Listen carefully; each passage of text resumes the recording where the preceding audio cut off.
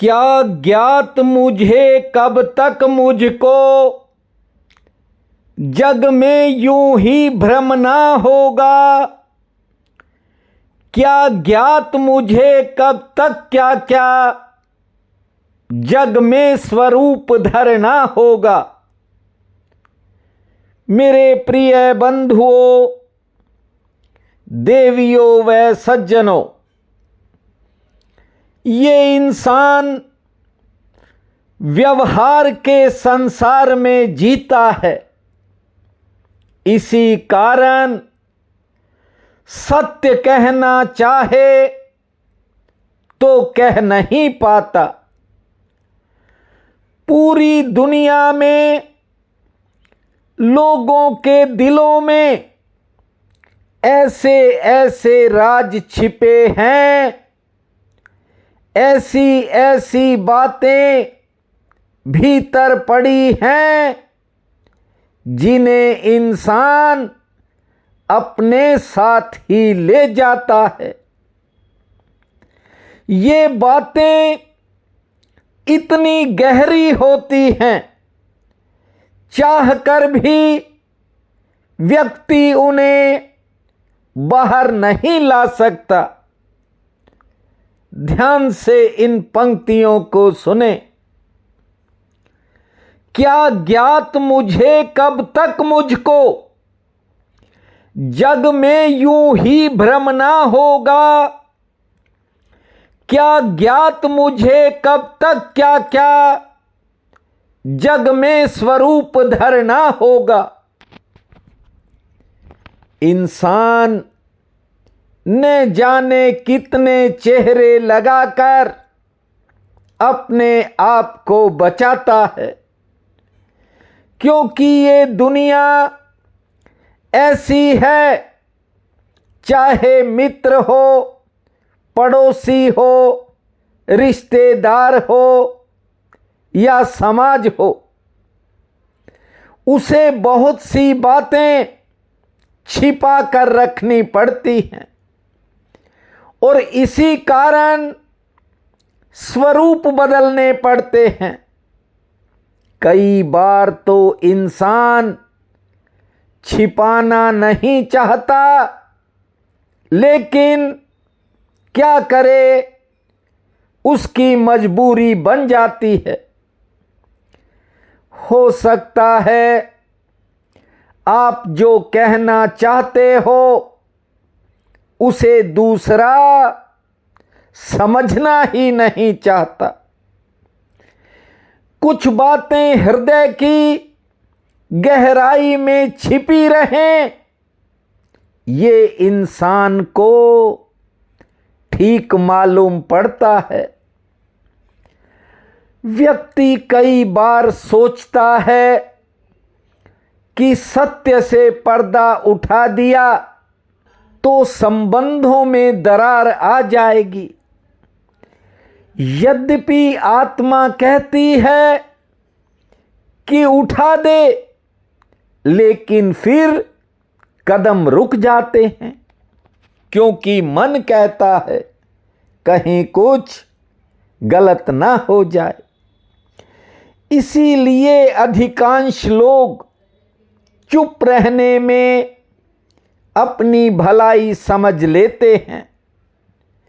लंबे जीवन काल में अनगिनत लोगों को मैंने सुना है और बहुत सी बातें हो सकता है उनकी मजबूरी हो।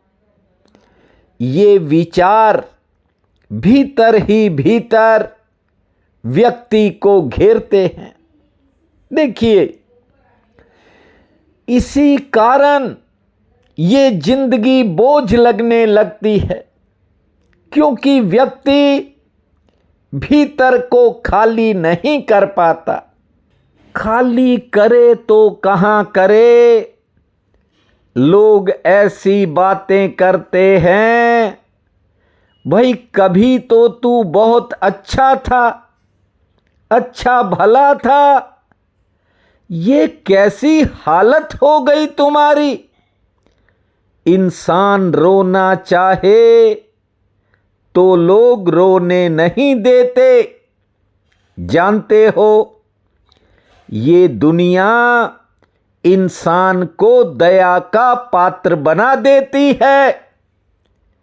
सालों से निज धर्म के सूत्र सुना रहा हूं, इसीलिए अपने होश को मत खोया करो। लोग सोचते कुछ और हैं, बोलते कुछ और हैं, लेकिन आप अपने आप को संभालो। ना तो किसी ने किसी को कुछ दिया है और ना दे सकता है। देने वाला वो करुणा निधान भगवान है और उसके खजाने सदा भरे पड़े रहते हैं। कहीं न कहीं व्यक्ति के पाने में ही कोई गलती हो रही होती है। बस उसमें थोड़ा सुधार करने की जरूरत होती है। यहां लोग ठाकुर के आगे खड़े भी हैं और मन में संदेह भी बना रहता है। बस इस संदेह को खत्म करना है। सुख लेना हो तो अपने भीतर जाना होगा और दुख लेना है तो बाहर की दुनिया का व्यवहार आप दिन रात देखते हो। महासूत्र कहता है, ध्यान से सुनिए, सांसारिक वस्तुओं का उपयोग भोग बुद्धि से नहीं अपितु निर्वाह बुद्धि से करें। संसार की वस्तुओं का कुछ हिस्सा दूसरे के हित में खर्च करें। देखना आप अंतर यात्रा की तरफ बढ़ने लगोगे। गोस्वामी तुलसीदास जी श्री रामचरितमानस में लिखते हैं, अब प्रभु कृपा करहु एहि भांति, सब तजी भजन करहु दिन राति। अर्थात मैं अपने भीतर के अहंकार को छोड़कर हर समय उसका नाम लूं, उसका भजन करूं। जब व्यक्ति दया और धर्म के मार्ग पर चलता है, जानते हो, स्वयं दीनानाथ कृपा करते हैं। मैंने इतिहास पढ़ा है, पश्चिम बंगाल में कलकत्ता में ही लाला बाबू नाम का एक सेठ हुआ करता था। जानते हो, हस्ताक्षर करते करते उंगलियां दुख जाती थी। चेक बुक पर सिग्नेचर करते करते उंगलियां दुख जाती थी और जब चेक होते ही नहीं थे, उस समय वह 300 पेटी का मालिक था। ध्यान से सुनिए, अंगुलियां इतनी थक जाती थी कि मालिश करानी पड़ती थी। मुनीमों को चिट्ठियां लिखवाते लिखवाते उसका दिमाग ही थक जाता था। पुराने जमाने की बात है। ये सेठ कभी कभी शाम को अपनी 4 घोड़े वाली गाड़ी में बैठकर, जानते हो, गंगा सागर की हवा खाने जाता था। बीच में खाड़ी थी और दूसरी ओर उसका बगीचा था। नाव में बैठकर खाड़ी को पार करता था। एक दिन सेठ शाम को अपने बगीचे में जाकर बैठ गया। काफी थका हुआ था। झपकी लग गई और बहुत समय बीत गया। अब जो नाव चलाने वाला था उसने देखा कि अंधेरा होने लगा है, सब सैलानी अपने घर जा चुके हैं और सेठ अभी तक नहीं आया। नाव का आखिरी चक्कर था और सेठ हर दिन उसी नाव पर आता था। उस नाविक ने आवाज लगाई, सेठ जी, सूरज डूब गया है और ये मेरा आखिरी चक्कर है, अंधेरा हो रहा है, समय बीता जा रहा है, चलो नहीं तो पछताओगे। अब सेठ थका हुआ था, सो रहा था, लेकिन वो नाविक बार बार आवाजें लगा रहा था।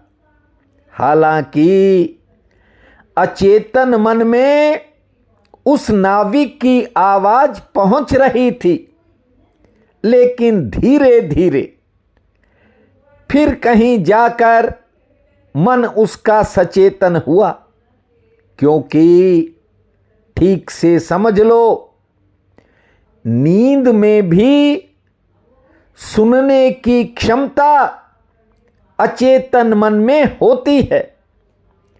बस अचेतन मन में आवाज का असर होना चाहिए।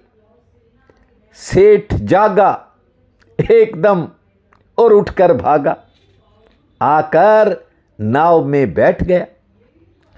नाव से नदी तो पार कर गया, लेकिन उसे इतना ज्ञान हो गया कि उसने घोड़ा गाड़ी तो जहां खड़ी करता था वहां खड़ी कर दी और हावड़ा स्टेशन पर पहुंच गया। सीधा एक तीर्थ पर पहुंचा। मुझे याद नहीं आ रहा किस तीर्थ की बात मैंने पढ़ी थी, लेकिन आपको बता दूं, ये सेठ एक समय परमात्मा के साथ मिल गया। बहुत बड़ा भगत हुआ लाला बाबू। कारण ये है, उसने सब कुछ देख लिया। उसने सोचा कि ठीक है, मैं सेवा भी करूंगा, कार्य भी करूंगा, परमात्मा का स्मरण भी करूंगा और आत्मचिंतन भी साथ साथ करूंगा।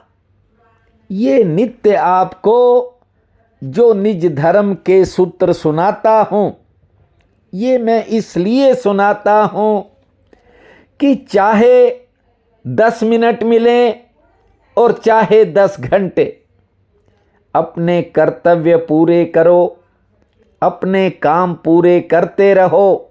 घर गृहस्थी में हैं, अब कोई साधु सन्यासी तो हम हैं नहीं। समस्त कर्तव्य निभाओ और जो भी काम परमात्मा ने दिया है उसे करते रहो। बस एक बात को याद रखो कि उसका स्मरण जाना नहीं चाहिए, वो ही आपको खुद से साक्षात्कार करवाएगा। वो ही आपकी सोई हुई शक्तियों को जगाएगा।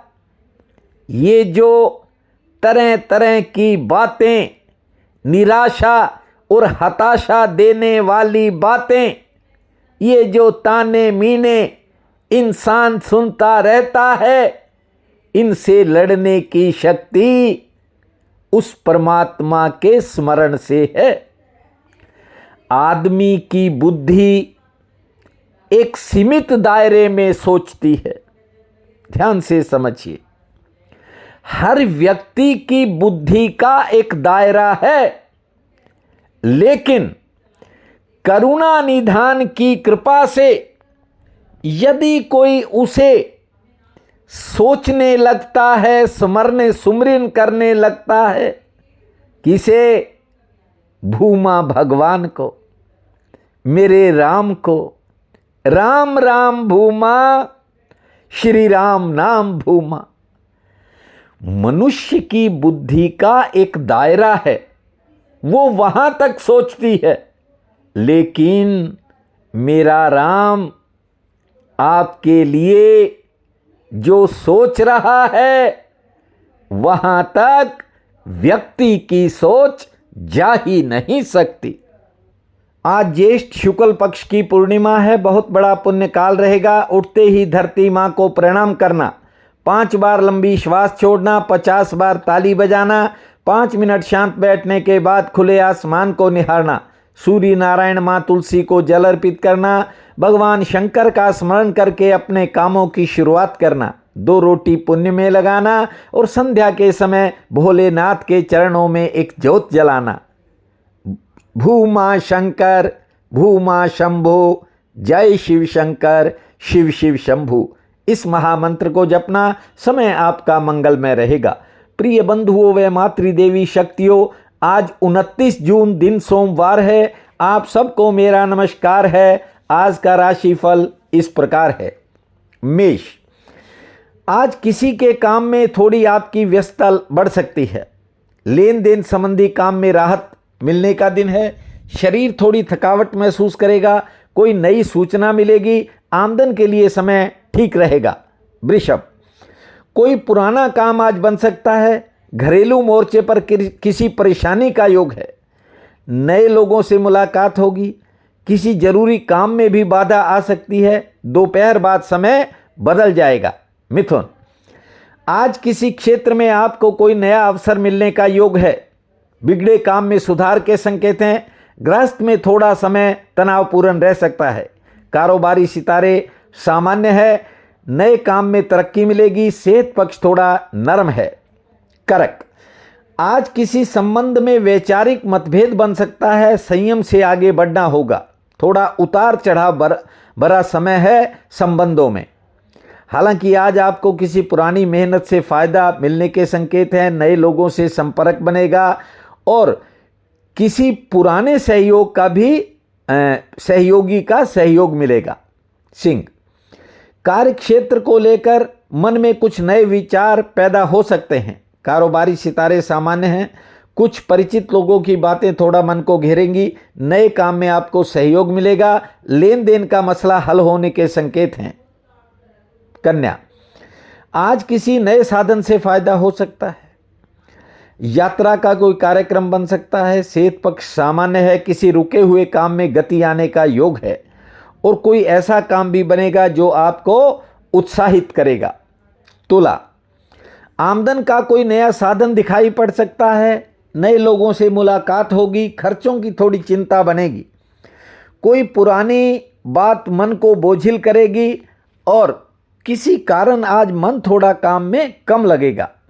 वृश्चिक, सामाजिक कार्यों में शामिल होंगे। मान सम्मान में बढ़ोतरी का योग है। सेहत और आर्थिक पक्ष आज ठीक है। दूसरों का कोई काम आपके निजी काम को प्रभावित कर सकता है। ध्यान से आगे बढ़ें। यात्रा के भी संकेत हैं। धनु, कारोबारी चिंता मन को घेरेगी। कुछ नया होने का दिन है। किसी कार्यक्रम में शामिल होंगे। घरेलू मोर्चे पर खर्च बढ़ेगा। किसी के सहयोग से उत्साह बनेगा। मकर, कार्य क्षेत्र को लेकर आज थोड़ी चिंता रहेगी। वैसे कामकाज के लिए दिन सामान्य है।